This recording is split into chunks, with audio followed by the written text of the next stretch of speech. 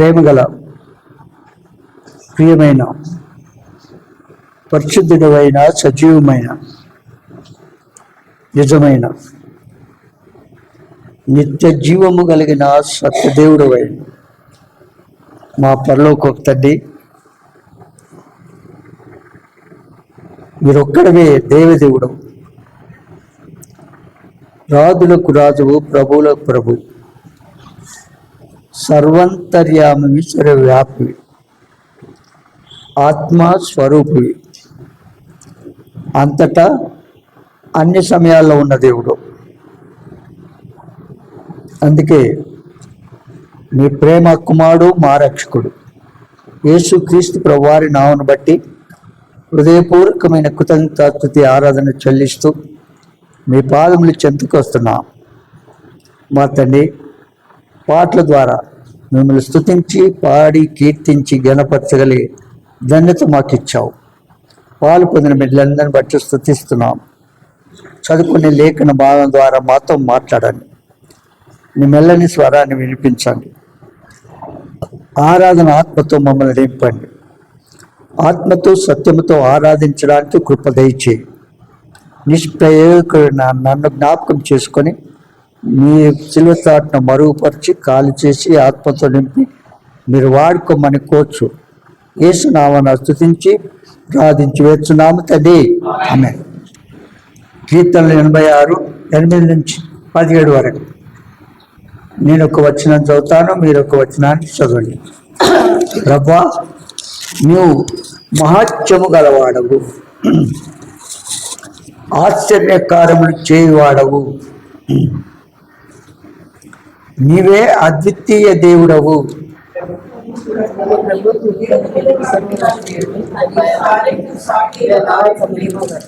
నీవు సృజించిన అన్య జనులందరూ వచ్చి నీ సన్నిధిని నమస్కారం చేయుదురు, నీ నామమును గణపరచుదురు. సత్యం అనుసరించి నడుచుకున్నట్లు నీ మార్గమును నాకు బోధింపుము. నీ నామమునకు భయపడినట్లు నా హృదయమునకు ఏకదృష్టి కలుగజేయము. నా పూర్ణ ఉదయముతో నేను నీకు కృతజ్ఞతాస్తులు చెల్లించదను. నీ నామమును నిత్యము మయపరచెదను. నా దేవా, నడల నీవు చూపిన కృప అధికమైనది. పాతాళపు అగాధం నుండి నా ప్రాణమును తప్పించి ఉన్నావు. దేవా, గర్విష్ఠులు నా మీదికి లేచి ఉన్నారు, బలత్కారులు గుంపు కూడి నా ప్రాణము తీయ చూస్తున్నారు. వారు నిన్ను లక్ష్య పెట్టని వారై ఉన్నారు. ప్రభువా, నీవు దయాదాక్షిణ్యములు గల దేవుడవు, దీర్ఘశాంతుడవు, కృపా సత్యములతో నిండిన వాడవు. నా తట్టు తిరిగి నన్ను కరుణింపు, నీ సేవకునికి నీ బలం అనుగ్రహింపు, నీ సేవకురాలి కుమారుని రక్షింపు. నీవు నాకు సహాయుడవై నన్ను ఆదరించుచున్నావు. నా పగవారు చూచి సిగ్గుపడినట్లు శుభకరమైన ఆనవాలు నాకు కనపరచుము. 8వ వచనం. ప్రభువా, నువ్వు మహత్యము గలవాడవు, ఆశ్చర్యకారములు చేయవాడవు. ఎలాంటి వాడు మన ప్రియ ప్రభు? మహత్యము గలవాడు, ఆశ్చర్యకార్యములు చేయవాడు, నీవే అద్వితీయ దేవుడవు, నీవే అద్వితీయ దేవుడవు. ఆ మహాదేవుడు ఆశ్చర్యకారములు చేయవాడు. మీకా గ్రంథము 7వ అధ్యాయము 18వ వచనం. తన స్వాస్థ్యంలో శేషించిన వారి దోషమును పరిహరించి తన స్వాస్థ్యములో శేషించిన వారి దోషమును పరిహరించి వారు చేసిన అతిక్రమముల విషయమై వారిని క్షమించు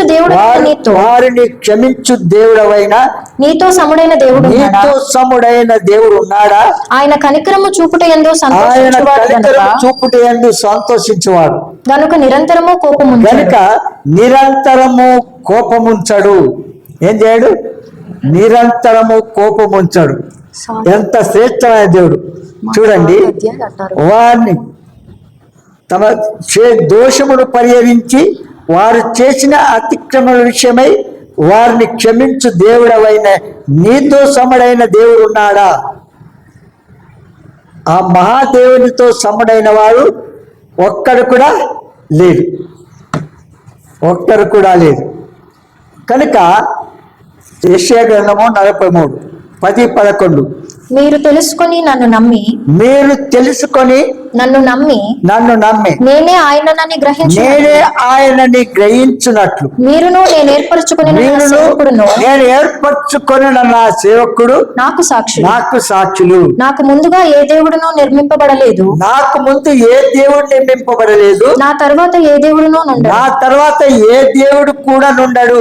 నేను నేనే యెహోవాను, నేను తప్ప వేరొక రక్షకుడు లేడు. ఎవరు? నేను తప్ప వేరొక రక్షకుడు లేడు. 44:6-7 వచనాలు. ఇశ్రాయేలీయుల రాజైన యెహోవా వారి విమోచకుడైన సైన్యములకు అధిపతియగు యెహోవా ఇలాగ సెలవిచ్చుచున్నాడు, నేను మొదటివాడను కడపటివాడను. ఎలాంటి వాడు? నేను మొదటివాడు అంటే సర్వ సృష్టికి ముందుగా ఉన్నవాడు, అంతం వరకు ఉండేవాడు. సర్వ సృష్టికి ముందుగా ఉన్నవాడు, అంతం వరకు ఉండేవాడు. చూశారా? కనుక నేను మొదటివాడను కడపటివాడను, నేను తప్ప ఏ దేవుడు లేడు. అందుకే ఆ దేవుడు అన్నాడు, ఆ మహాదేవుడు అన్నాడు, పైన ఆకాశం అందు, కింద భూమి అందు, భూమి కింద నీళ్ళు అందు ఏ రూపములు చేసుకునకూడదు, వాటికి సాగిలపడకూడదు, వాటిని పూజింపకూడదు, వాటిని సేవింపకూడదు, వాటితో నిబంధన చేసుకునకూడదు అని తన ప్రజలకు ముందుగానే తెలియజేసినాడు. నేనే దేవుడు, నేను తప్ప వేరొక దేవుడు లేడు. ఎలాంటి వాడు? సర్వ సృష్టికి ముందుగా ఉన్నవాడు. నాకు ముందు ఏ దేవుడు లేడు, నా తర్వాత ఏ దేవుడు కూడా ఉండడు. అలాంటి దేవుని, సజీవమైన దేవుని, పరిశుద్ధులైన దేవుని, నిజమైన నిత్యజీవన సత్య దేవుని ఆరాధించాలి, ఆయన స్తుతించాలా, ఆయన గణపరుస్తూ రావాలి. కనుక తన ప్రజలు ఇశ్రాయేలు రాజైన యెహోవా, ఎవరైనా ఇశ్రాయేలీల రాజైన యెహోవా, చూడండి వాళ్ళకి ఎంత గొప్ప ఘనత ఇచ్చాడు, విన్నారా? అలాంటి దేవుడే స్వయంగా వారి మధ్య నివసిస్తూ ఉంటే ఏం చేసినారు? వారు కనిపెట్టిన మెస్సియా కాడని ముక్కు తిప్పలు పెట్టారు. అవునా? ఎంత బాధ పెట్టాలో అంత బాధ పెడుతూ వచ్చినారు. అయినప్పటికీ ఆ ప్రియ ప్రభు వారికి తెలియదు కనుక వారిని క్షమించు అన్నాడు. అవునా? తెలిసి తెలియక మరి సిలువలో కూడా తాను ప్రాణం పెడుతూ, తండ్రి వీరేం చేయించున్నారో వీరు ఎదగలేదంట, వీరిని క్షమించు అన్నాడు. కనుక మనం చేస్తున్న పాపములన్నిటినీ క్షమించి వేశాడు. చూడండి, యెషయా 48:12-13 నుంచి చదవండి. నేను నిన్ను పుటము వేసి తిని, వెండిని వేసినట్లు కాదు, ఇబ్బంది కొలిమిలో నిన్ను పరీక్షించి తిని. అబ్బా, ఒక వ్యక్తిని ఆయా దేవుడు ఆశించిన రూపంలోనికి తీసుకొని రావాలంటే ఏం చేస్తాడు? ఒక వ్యక్తిని దేవుడు ఆశించిన రూపంలోనికి రావాలంటే ఏం చేస్తాడు? ఇబ్బంది కొలిమిలోనికి తీసుకొస్తాడు. అవునా? వెండి బంగారం కొలిమిలోనికి ఎత్తు తీసుకొచ్చి చొక్కమైన బంగారం వెండిని చేస్తారు. అట్లా ఒక వ్యక్తిని ఏం చేస్తున్నాడు? ఇబ్బంది కొలిమిలో తీసుకొచ్చి మనం అంత పవిత్రులుగా, పరిశుద్ధులుగా, మరి నీతిమంతులుగా, నిత్య జీవానికి వారసులుగా చేస్తూ ఉన్నాడు. కనుక అలాంటి దేవుని మనం చూడండి, 26 గ్రంథము 9:7 వచనం. కావున సైన్యములకు అధిపతి యెహోవా ఇలాగ సెలవిచ్చుచున్నాడు, ఆలకింపుము, వారిని చొక్కము చేయనట్లుగా నేను వారిని కరిగించుచున్నాను. నా జనులను బట్టి నేను మరేమి చేయుదును చెప్పండి. మనలను ఎట్లు చేస్తున్నాడు? చొక్కమైన బంగారం లాగా భూలోకములు చేయాల. విధేయత చూపిస్తే, లోబడితే, ఆయన చెప్పినట్టుగా చేస్తే మళ్ళీ అట్లా చేస్తాడు. మరి తన దగ్గర పిలుచుకుంటాడు. ఎవరు సిద్ధంగా ఉన్నావా? విని విడిచిపెట్టకుండా ప్రభు మనతో మాట్లాడుతున్న ప్రతి మాటను మన హృదయానికి కంపేర్ చేసుకొని మనం జీవించాలి. హెజ్కేలు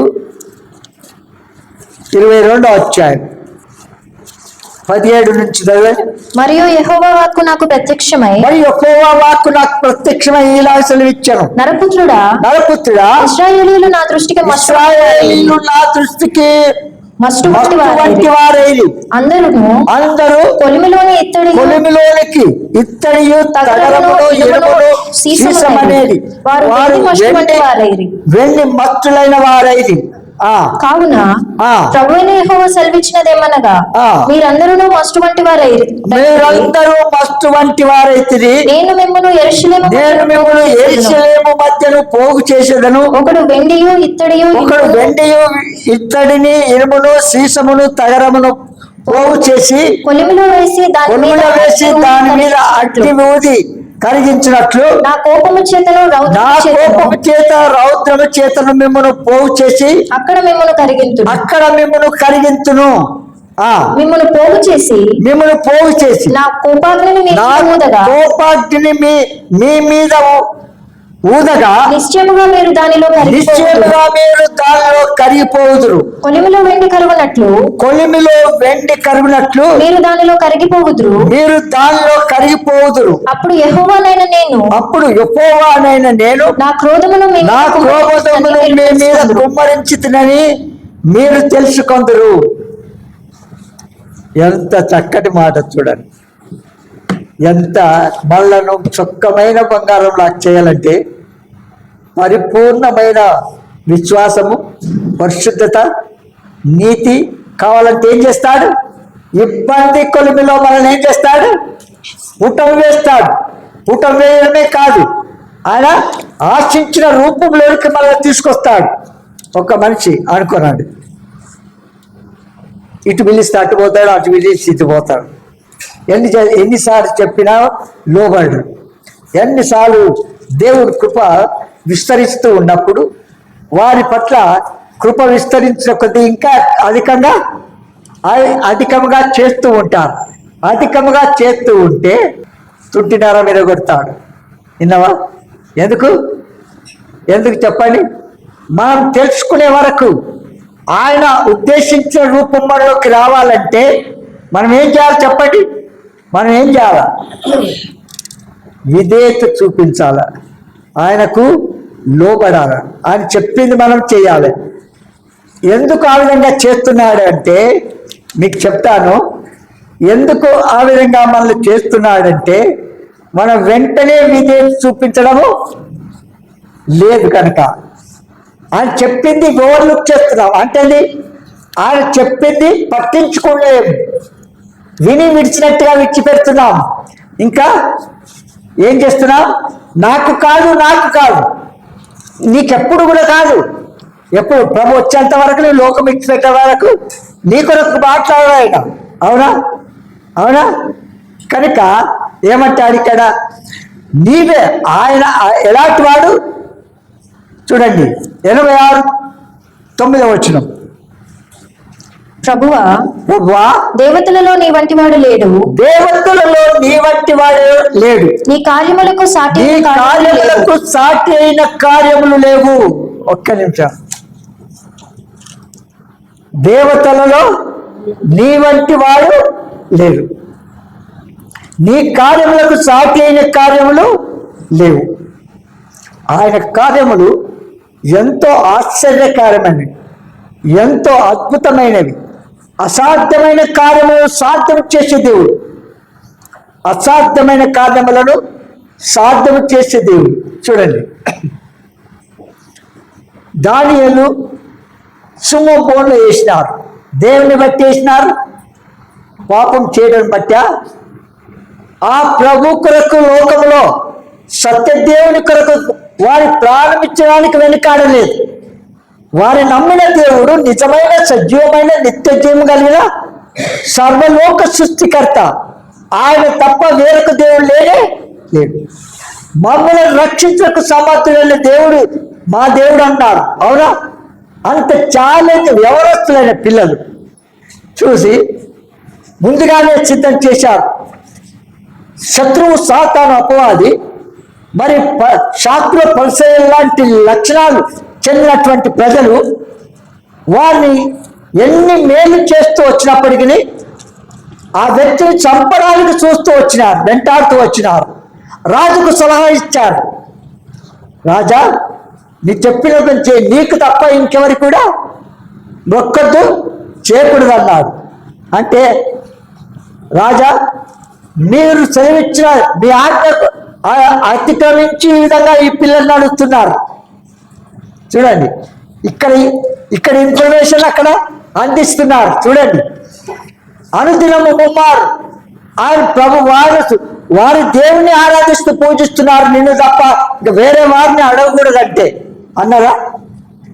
అలాంటప్పుడు దేవుని కంటే ఎక్కువ ఈ లోకపు అధికారం, సర్వాధికారమైన దేవుడు మా పక్షంగా ఉన్నాడు.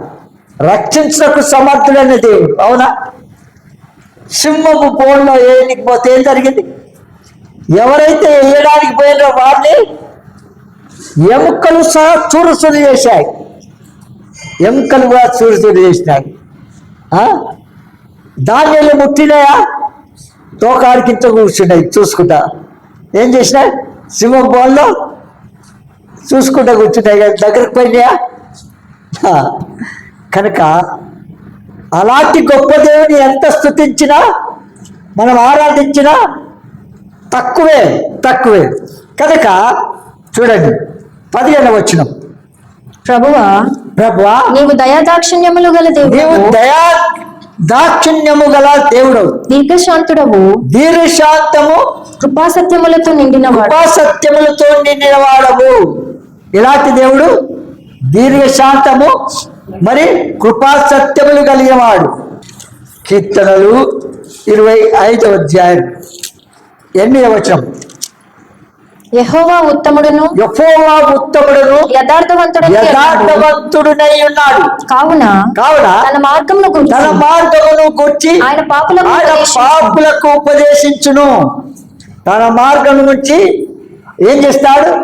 పాపులను రక్షించడానికి వారికి ఉపదేశం చేస్తాడు. కనుక పాపుగానే నశించి నరకానికి పంపడం ఆయనకి ఎంత మాత్రమో ఇష్టం లేదు. కనుక ఆ ప్రభుని ఏం చేయాలి? మనం అలాంటి దేవుని మనం ఎంత స్తుతించినా ఆరాధించినా తక్కువ వారం. 86:10, నీవు సృజించిన అన్యజనులందరూ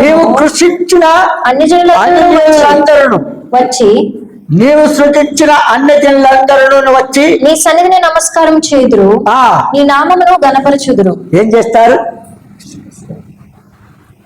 అన్యజనులందరూ కూడా ఆయనే నిజమైన సజీవమైన నిత్య జీవం కలిగిన సత్యదేవుడని ఆ ప్రభు దగ్గరికి పరిగెత్తుకుంటూ వస్తారు. ఒక్క సంగతి మీకు చెప్తాను. తన ప్రజలైన ఇశ్రాయేలీలకు, యూదులకు దేవుడు తన చిత్తాన్ని బయలుపరిచి నిత్య జీవానికి వారసుగా చేయడానికి ఛాయాశక్తుల ప్రయత్నం చేస్తూ ఉంటాడు. అయితే ఏం చేస్తారు? వీళ్ళు నిర్లక్ష్యం చేస్తారు, అవిధేయులుగా ఉంటారు, తిరుగుబాటు చేస్తారు, తప్పులు పడతారు, మరి నానా రకములైన శాస్త్ర పరిశీలన లక్షణాలు కలిగి వెంటాడుతుంటారు. అలాంటప్పుడు ఆయన కృపను ఏం చేస్తాడు? అన్యజనులకు చూపిస్తాడు. ఎందుకంటే వీరికి ఎంతవరకు స్వార్థ అందించాలో అంతవరకు ఛాయశక్తులు ప్రయత్నం చేస్తాడు. ఆ తర్వాత ఎవరిని? అన్యజనులకు స్వార్థ అందించి వారు వచ్చి అందరూ దేవుని మందిరంలో ఉండి ఆరాధన చేస్తారు. ఒక్క విషయం చూస్తే, అన్యజనులు రక్షింపబడిన తర్వాత వారి ఆత్మీయ లక్షణం ఎలాగుంది? క్రైస్తవ కుటుంబంలో పుట్టి రక్షింపబడిన వాళ్ళ ఆత్మీయ లక్షణం ఎట్లుందో ఒక్కసారి నెమరు వేసి చూడండి. మీరు నెమరు వేసి చూడండి ఎట్లా ఉంటుందో. చెప్పవలసిన అక్కర్లేదు. ఆయన ఆశించిన రూపంలోనికి వారు రాగలుగుతారు. వారు దినదినం సరి చేసుకుంటారు. వారు దినదినం ప్రభువును మయంపరుస్తారు. 11వ వచనం 86:11. యెహోవా నేను నీ సత్యమును అనుసరించి నడుచుకున్నట్లు నీ మార్గమును నాకు బోధింపుము. నీ నామమునకు భయపడినట్లు నా హృదయమునకు ఏకదృష్టి కలగ చేయము. ఇక్కడున్న కొద్ది శేషం నాకు దేవుని భయం ఉన్నది అని చేతులు తడుచుతారు వరకు.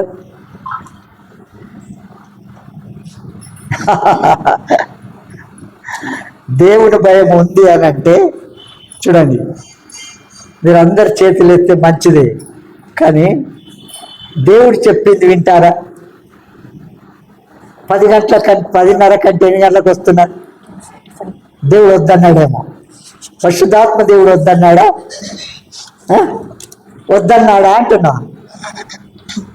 చూడండి, మనకు తెలియని తప్పులు ఎన్నో చేస్తున్నాం. ఆయన తండ్రి లాంటి మనసు కలిగిన వాడు. వాటిని క్షమిస్తున్నాడు, వాటిని పట్టించుకోవడం లేదు, లెక్క చేయడం లేదు. వీళ్ళు తెలియక చేస్తున్నారు అనుకుంటాడు. విన్నారా? దేవుడు భయం ఉంటే ప్రతి చిన్న దాంట్లో కూడా నమ్మకంగా ఉంటాం. ప్రతి చిన్న దాంట్లో కూడా నమ్మకంగా ఉంటాం. మీకు చెప్పినాను పోయిన వారం. ఏం చెప్పినా? పోయిన వారం నేను మీకు ఒక చిన్న పాయింట్ చెప్పినాను. నేను యవనస్తుడిగా ఉన్నప్పుడు, స్టూడెంట్గా ఉన్నప్పుడు,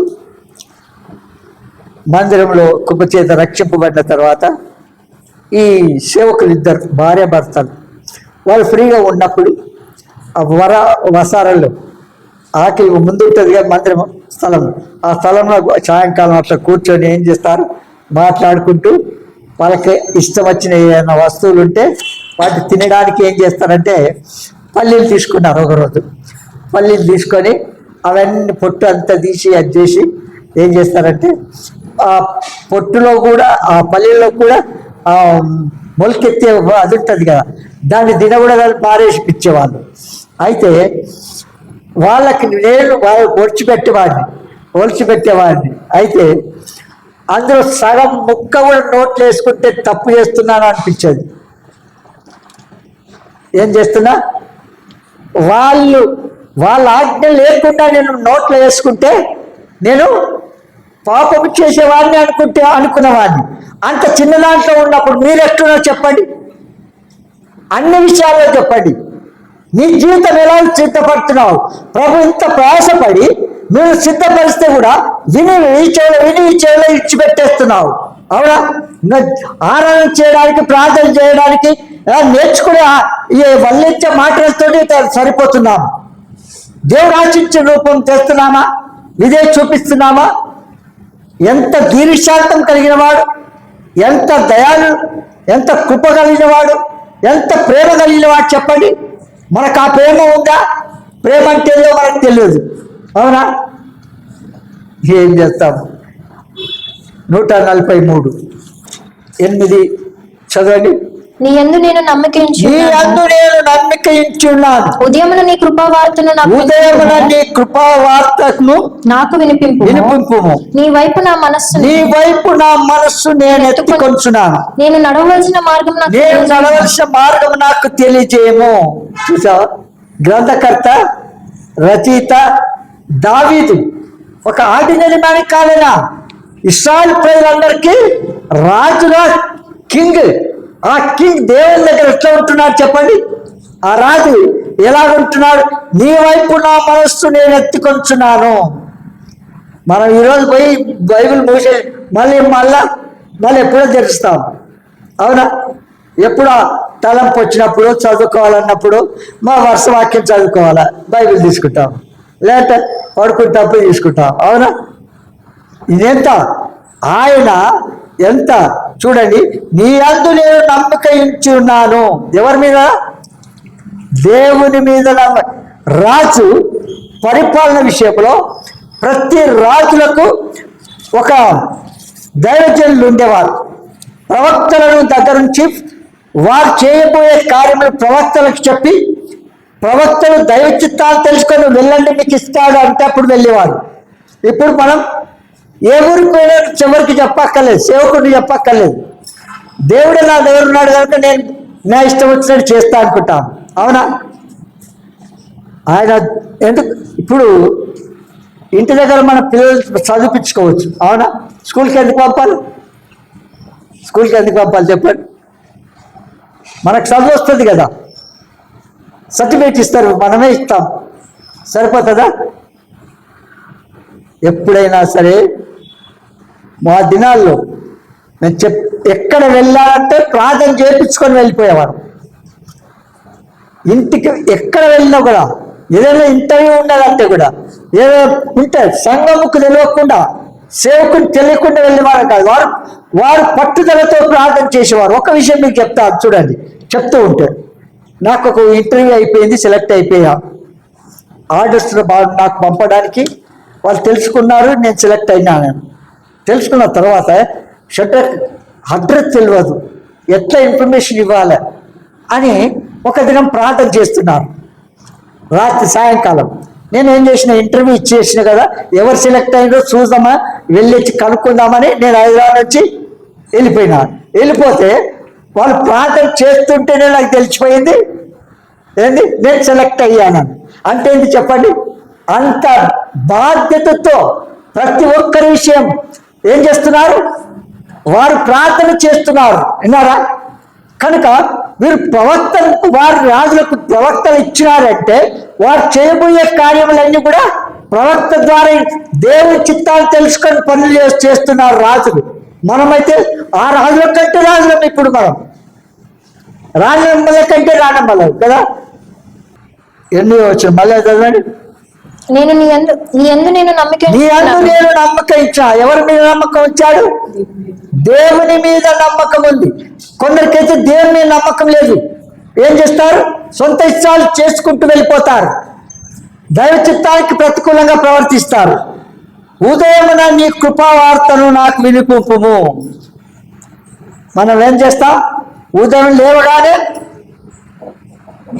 దేవునితో ఆరంభించాలి, దేవునితో ముగించాలి. నీ వైపు నా మనస్సు నేను ఎత్తుకొంచున్నాను, నేను నడవలసిన మార్గం నాకు తెలియజేయము. ఏం చేయాలా? నేను నడవలసిన మార్గాన్ని నాకు తెలియజేయము. దానియేలు 10వ అధ్యాయం 12వ వచనం చదవండి. అప్పుడు అతడు దానియేలు భయపడకుము, నీవు తెలుసుకొనవలెనని నీ మనస్సును అప్పగించి దేవుని ఎదుట నిన్ను నీవు ఏం చేసినావు? తగ్గించుకొని నా మొదటి దినము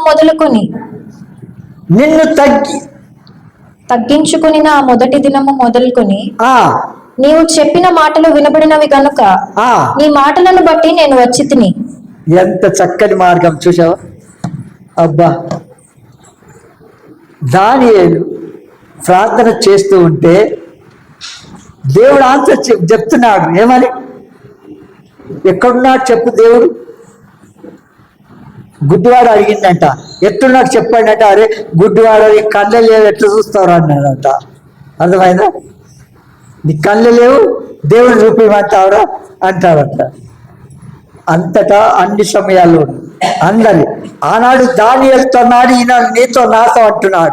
దానియేలు భయపడకుము, నీవు తెలుసుకొనవలెనని నీ మనస్సును అప్పగించి దేవుని ఏట నిన్ను తగ్గించుకున్నా. నీ మొదటి దినం మొదలుకొని నీవు చెప్పిన మాటలు వినబడినవి. ఏం చేస్తాం? దీనులముగా, తగ్గించుకునే వారముగా, ఆయన చెప్పిన దానికి ఇదే చూపించే వారముగా మనము ఉండాలి. కనుక అలాంటి ప్రభువును ఎంత స్తుతినా మన నోరు చాలనే చాలా.